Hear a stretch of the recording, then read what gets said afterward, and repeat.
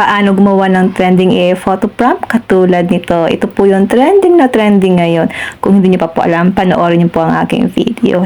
Kung bago ka pa lang sa aking YouTube channel o kaya sa aking Facebook page at napanood mo ito, kung gusto niyo po ng mga ganitong tutorial, huwag niyo lang pong kalimutan na i-follow ako para updated kayo sa mga bago kong upload sa mga susunod na araw.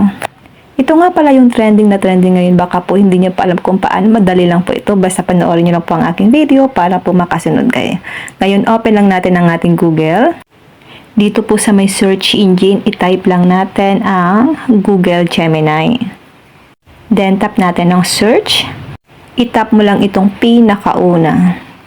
Then, dito guys sa Ask Gemini, ipipaste ko lang po ito. Then, pwede nyo po itong kopyahin.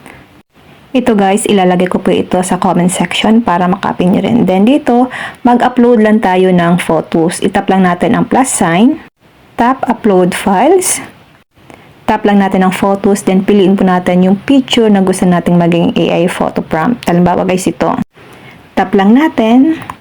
So wait lang natin siya guys. Wait lang natin siya ng ilang seconds. Ito na po yung finished product, diba? Napakadali lang po gumawa ng trending AI photo prompt ngayon. Kung hindi pa kayo nakakasabay ngayon guys, i-save na po natin ito guys sa ating gallery. Paano po ba i-save yan? Ganito lang po kadali. I-tap lang natin itong picture na ginawa natin. Then, i-tap nyo po itong save dito sa taas para ma-save yan sa inyong mga device. Ayan, file downloaded. Nasa photos nyo na po yan or gallery. Gagawa pa ulit ako ng AI photo prompt. Click lang natin ang plus sign. So, mag-upload lang ako guys ng photo. Tap lang natin ng photos or videos. Kasi may gusto pa akong gawing AI photo prompt. Ito pang isang picture ng anak ko. Tap lang natin, then tap natin ang select sa taas. Then dito guys, ito ulit yung isusulat ko. Pwede nyo po itong i-copy guys. Then, itap na natin itong send button sa baba. Then, wait lang natin siya guys ng mga 3 seconds. Mabilis lang naman siya gumawa ng AI photo prompt. O, diba guys? Para ma-save yan, itap nyo lang po yung photo. And then, meron siyang arrow down. Itap nyo lang po yun para ma-save yan sa inyong mga device.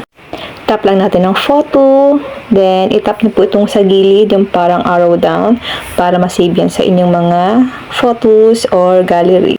Yan lang guys, sana po may natutunan kayo sa ating video. Huwag nyo lang po kalimutan na i-follow ako at i-share ang ating video para malaman din po ng iba kung paano po gumawa ng ganitong trending AI photo prompt na talagang kagigiliwan natin. Yan lang guys, and now thank you for watching. God bless you all.